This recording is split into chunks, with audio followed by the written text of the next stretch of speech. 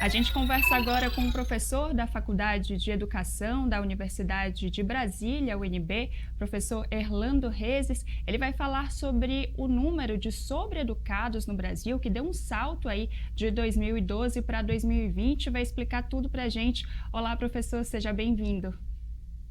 Olá, muito obrigado pela oportunidade.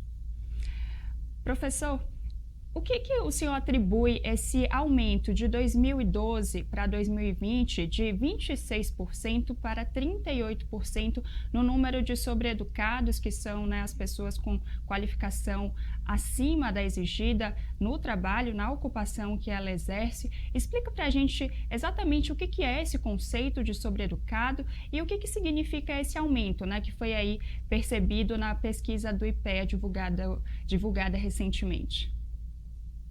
Então, primeiro dizer que nós tivemos aí nos últimos tempos, né, uma mudança significativa no chamado mundo do trabalho, né? Um retrato que a gente tem da CBO, né, Classificação Brasileira de Ocupações, nos dá conta disso, que é assim uma ênfase em algumas áreas, sobretudo as áreas mais ligadas ao campo das tecnologias, né? Áreas ligadas ao desenvolvimento de técnicas, né, e tecnologias no campo muito das ciências naturais, né, chamadas ciências duras ou exatas, né, que de fato tem ênfase na tecnologia. E aí vem assomada a isso a chamada inteligência artificial, né? Que a gente vê muito no trabalho informal, trabalho não regulamentado. Infelizmente, isso aumentou assustadoramente. Somado a isso, a gente tem aí as reformas trabalhistas, né, e da Previdência, que ressignificaram esse campo, né, esse campo das profissões.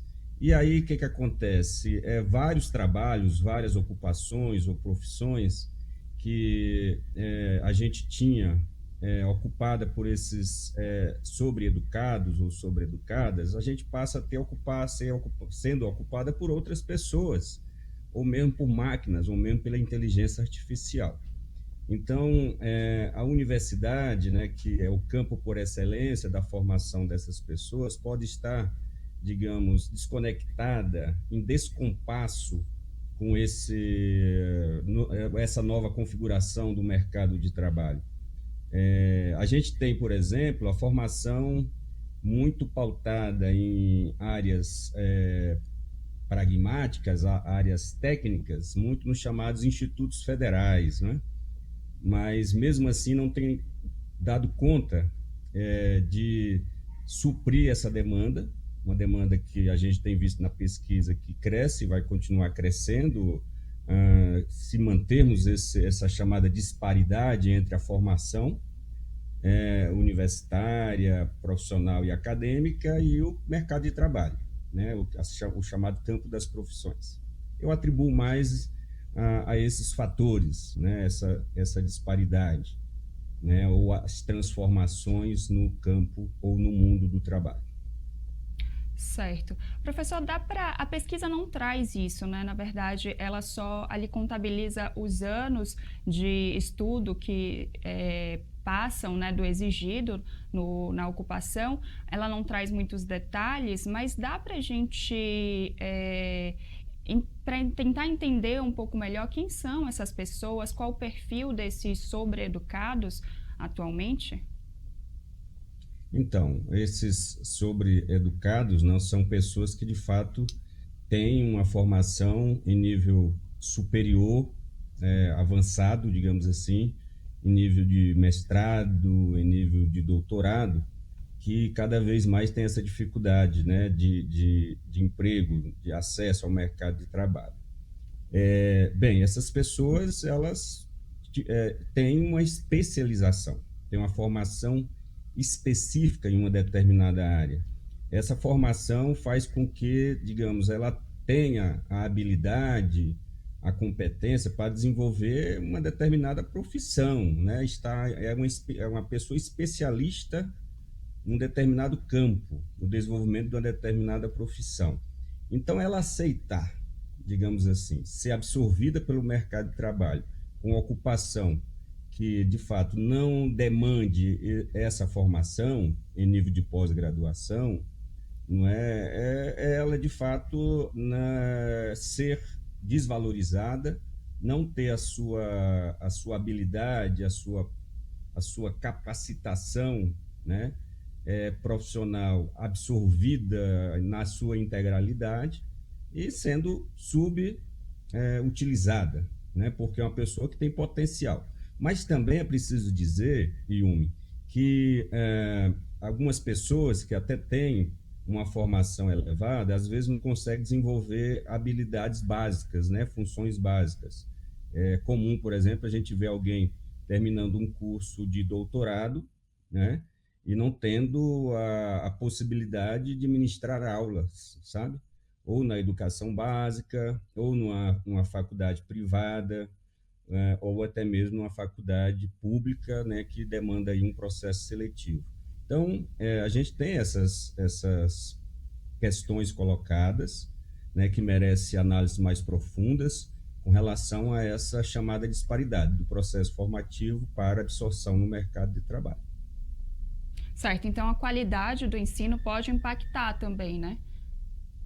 Pode impactar e como andam os currículos, né, Yum? Porque se esses currículos estão em desconexão, né, estão fora dessas abordagens, a gente tem, por exemplo, chamado mestrado profissional, profissionalizante, que tem como finalização o desenvolvimento de um produto. Mas muitas das vezes esse produto não está devidamente vinculado ao desenvolvimento do trabalho daquela pessoa. Por exemplo, aquela pessoa do mestrado profissional profissionalizante é geralmente alguém que já está atuando no mercado de trabalho, já é um profissional. A pessoa só vai se aperfeiçoar, se qualificar cada vez mais. Mas muitas das vezes há esse descompasso, né? A academia muitas das vezes prima muito por processos abstratos do conhecimento, e não uma possibilidade mais concreta que se vincule a praxis, né? A gente tem uma possibilidade de termos um conhecimento mais ligado a essa dinâmica se nós olharmos, por exemplo, uma chamada formação politécnica, né, que é uma base de formação em que você alia a teoria à prática. Ou seja, aquilo que você está aprendendo de forma abstrata, você poder desenvolver de forma concreta. Claro que isso a gente tem até como pressuposto do projeto político do curso dos institutos federais, né? Mas isso ainda não representa o que a gente almeja, vendo, digamos, um curso, de fato, para que desenvolva aquela determinada habilidade daquele curso, em termos de profissão, sabe? Porque tá no PPC, né? Tá no projeto político do curso, projeto pedagógico do curso, mas o desenvolvimento da técnica ou da habilidade fica a desejar. A gente tem, por exemplo, já que eu estou falando dos institutos federais, cursos muitas vezes que caem no campo da subalternidade das profissões, ou seja, alguém que vai trabalhar mando, gerenciado ou chefiado por alguém. Ela não vai controlar, ela não vai gerenciar, ela não vai mandar, ela vai obedecer. Então, tem também esse pressuposto do modelo formativo que a gente tem no desenvolvimento dos cursos. Porque quando a gente fala, inclusive, na possibilidade de incluir pessoas no mercado de trabalho, no pressuposto da inclusão social, né, ou socioeconômica, a gente muitas das vezes está incluindo por essa via da subalternidade. Professor, quais as consequências dessas taxas que estão subindo, né, cada vez mais aqui para o nosso país, que é até um paradoxo, a gente está ali na lista dos países, aparece, né, dos países com maiores taxas de analfabetismo, e aí a gente tem também agora esse número de sobreeducados, que também não é uma coisa positiva, né? Quais as consequências para o país disso e quais os caminhos que podem ser tomados para resolver essa questão? Bem, essa é uma pergunta muito boa. Infelizmente, a gente tem no nosso país como eu disse antes, disparidades. Nesse caso específico, em termos de escolarização, essa disparidade é muito alta, muito gritante, né? A gente tem um contingente enorme ainda de pessoas que não têm acesso à leitura e à escrita. Não é de agora, isso é um panorama que a gente tem minimamente, né, a partir de dados concretos. Foi quando se começou a se fazer, né, pela diretoria de pesquisa, que antes do IBGE se chamava assim, né, nos anos 20 do século 20, e aí vem se passando de década em década, até surgir aí o IBGE. A partir de 40 a gente já tem dados mais precisos. Essa informação, ela perpassa, né? Ela, em termos de pesquisa longitudinal, ela de fato é de longa data, né? Que temos analfabetos, pessoas que não têm acesso à leitura e à escrita já de muito tempo. É claro que iniciativas, né, de políticas públicas foram feitas, implementadas nos últimos anos, né? Não no penúltimo governo, mas até ele, por exemplo, depois de 2003, a gente teve um reforço nessa área, mas ainda não suficiente, né? Porque a gente tem uma cultura ainda muito arraigada de que a escolarização ela fica secundarizada, sabe? E aí, o que acontece? Muitas das vezes, a ida para o mercado de trabalho, ela suplanta, ela é mais importante do que o processo de escolarização.